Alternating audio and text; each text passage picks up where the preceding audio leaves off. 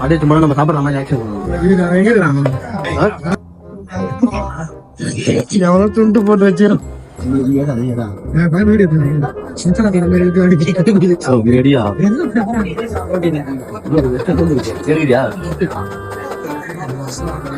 அவர்கிட்ட சொல்லாத நான் சொல்ல மாட்டேன் நீ சொல்லாம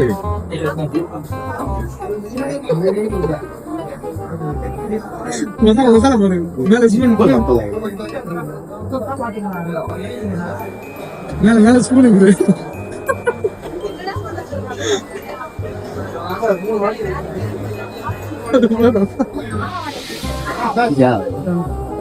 அவன பசான